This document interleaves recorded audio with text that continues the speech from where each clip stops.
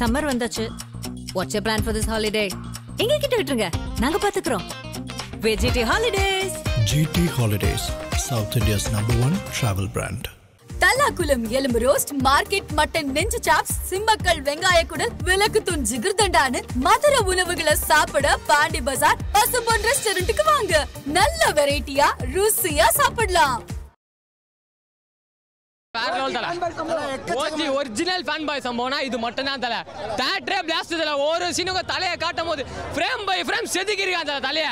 யாருமே அடி காட்ட மாட்டாங்க. அந்த பழைய ரெஃபரன்ஸ் எல்லாமே வச்சு தியேட்டரே ஒரு மாதிரி சரியான பிளாஸ்ட் ஆகுது. இன்னும் ஒரு 2-3 நாள் கூட போய் பார்க்கலாம். டிக்கெட் கச்சா கிடைக்க மாட்டேது. மங்காத்தா இந்த மங்காத்தல குட் பை டெக்லி தான். அவ்வளவுதான் படம் பிளாஸ்ட் இல்ல. இந்த மாதிரி படம் பார்க்க முடியாது. எல்லா ஃபேன்ஸ் சொல்லுவாங்க தலை அது இதுன்னு. நான் படம் போய் பாருங்க. ஒவ்வொரு படமும் சம்பவம் தான். குட் பை டெக்லி பதில் சம்பவம் பேர் வச்சுக்கலாம். சும்மா வந்து புஷ்பா 2 2000 கோடி, அது 600 கோடி 700 கோடி அடிக்குது. நம்ம தமிழ் படத்தை இப்போ ஆந்திரா படத்தை வந்து அவங்களே ப்ரொமோஷன் பண்ணி அதெல்லாம் பண்ணுறாங்க. நம்ம தமிழ்நாட்டிலே ஆந்திரா படத்தை சப்போர்ட் பண்ணணும். நம்ம தமிழ் படத்தை நம்மள யார் சப்போர்ட் பண்ணுறது? நம்ம படத்தை நம்ம தான் ப்ரோ வர வைக்கணும். அது எந்த படமாக இருந்தாலும் சரி ப்ரோ. புஷ்பா கிடையாது, அது கிடையாது, இது கிடையாது. குட் பை டெக்லி தான், தலை தான். கதையெல்லாம் பார்க்கக்கூடாது. இந்த அஜித்தை தான் நாங்கள் எதிர்பார்த்து வந்தோம். மாஸ்னா தலை. What you mean by mass?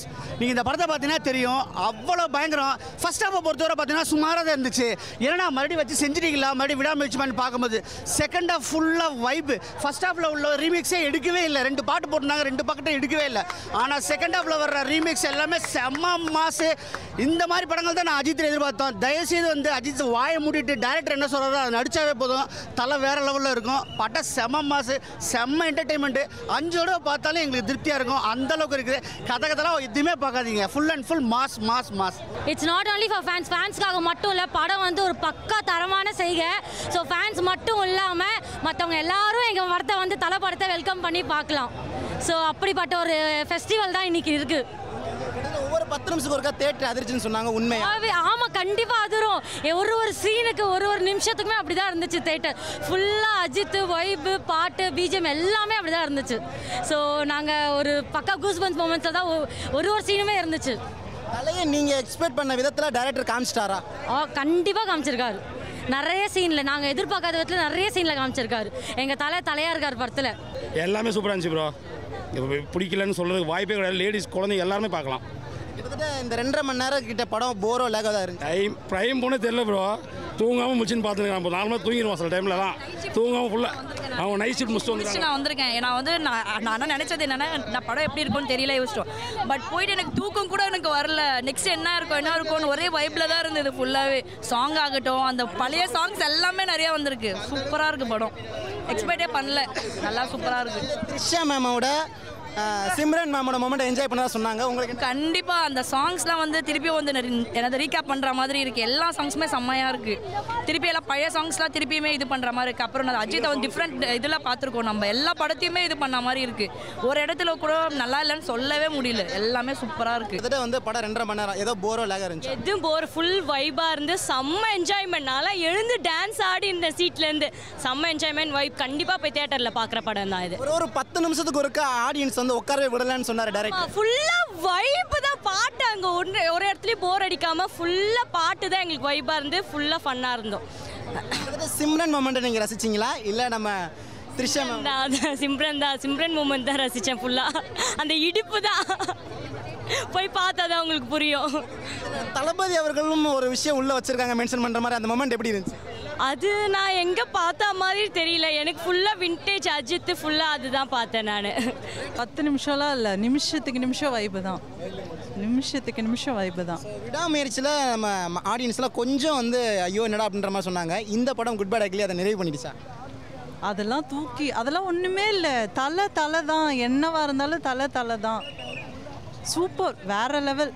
சென்டிமெண்ட்லாம் work out ஆயிருந்துச்சுங்களா? அதில் எல்லாமே இருக்குது. எல்லாமே ஒர்க் அவுட் ஆயிருக்கு. எல்லாமே சூப்பராக இருக்குது. படம் வந்து தரமாக இருக்குது ப்ரோ. ஒரு 10 நிமிஷத்துக்கு ஒருக்கா மாசாக இருக்குன்ற மாதிரி சொல்கிறாங்க. செகண்ட் ஹாஃப் தான் ப்ரோ.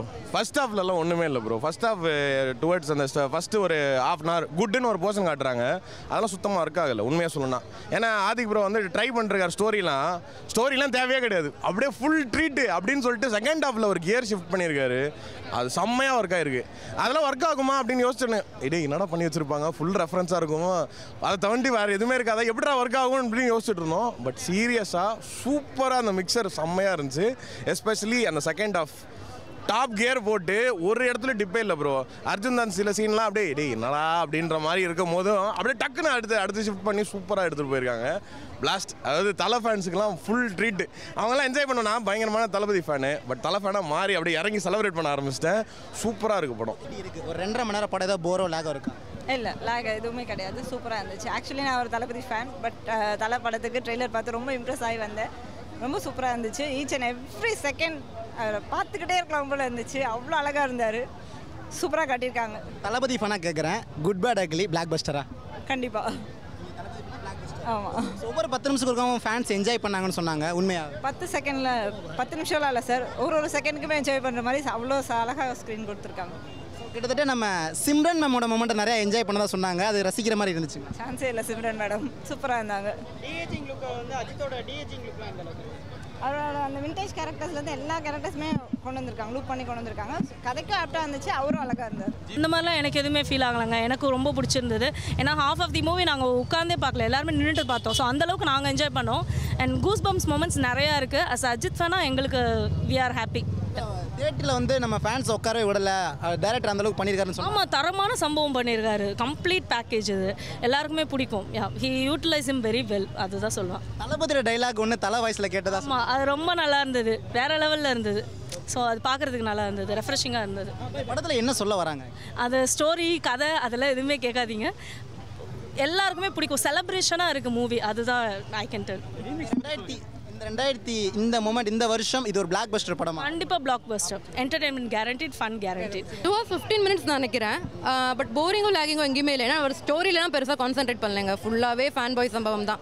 அஜித்தை நம்ம எப்படிலாம் ரசிக்கிறோம்னு நினைப்போம். இப்போ நம்ம ஃபேனாக இருந்து அஜித்துக்கு எப்படி நம்ம யோசிப்போமோ அதே தான் அவர் படமாக எடுத்திருக்காரு. மாசீன்ஸை நம்ம யோசிச்சு கிளாப் பண்ணி சந்தோஷப்படுறதுக்குள்ளே படம் முடிஞ்சிருச்சு அப்படின்ற மாதிரி தான் இருந்தது. ஸ்டோரி ரொம்ப பெருசாக நம்ம எக்ஸ்பெக்ட் பண்ணிலாம் வர முடியாது. இது ஃபேன் பாய் சம்பவம்.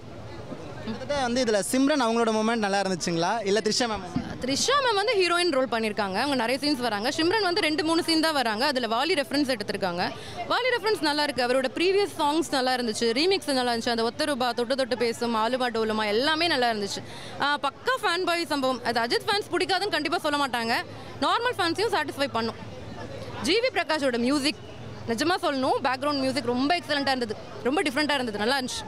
இந்த படத்துக்கு போரிங் லேக்லாம் கேட்பீங்களா? நீங்கள் உள்ளே போய் படம் பார்த்தீங்களா இல்லையா? முதல்ல போய் பாருங்கள். அதை முதல்ல பார்த்துட்டு வந்து கேள்வி கேளுங்கன்னு சொல்லுவேன் நான்லாம்.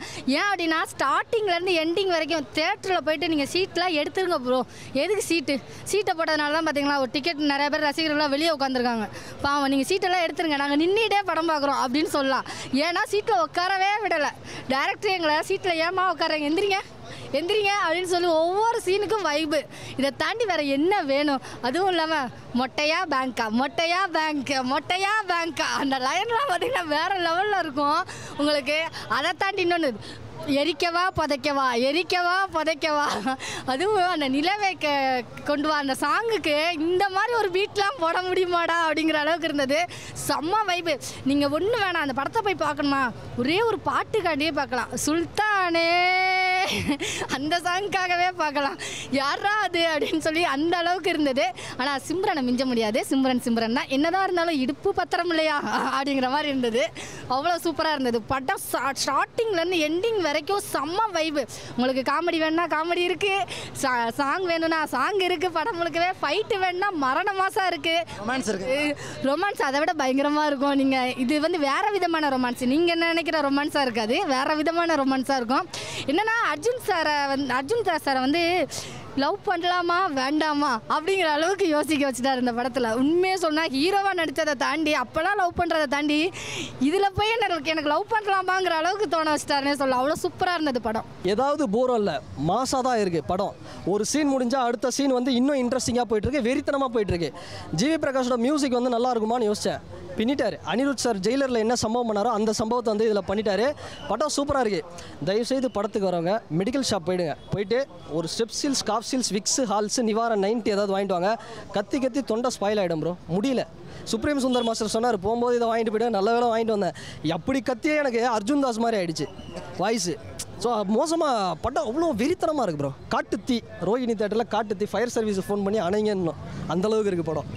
ரொம்ப மாசாக பண்ணால் அது ஒரு கிரிஞ்ச் ஆயிரும்லாம் சொன்னாங்க, பட் இதில் ஃபுல்லாக மாசாக இருக்குன்னே கொண்டாடுறாங்க. ரொம்ப மாசாக பண்ணால் ஃபேமிலி ஆடியன்ஸ்க்கு வந்து இது கனெக்ட் வருமானு ஒரு டவுட் இருக்கும்ல. ஃபேமிலி ஆடியன்ஸ்க்கும் தேவையானது, ஃபேன்ஸ்க்கும் தேவையானது, ஏகே ஹேட்டர்ஸ்க்கும் தேவையானது, விஜய் சார் ஃபேன்ஸ்க்கும், எல்லாரோட ஃபேன்ஸ்க்கும் எல்லாருக்குமே திருப்திப்படுத்தும். தெலுங்கு ஆடியன்ஸ் பார்த்தாலும், கன்னடாவில், ஹிந்தி யார் பார்த்தாலுமே இது வந்து 100% சாட்டிஸ்ஃபைட் பண்ணோம்.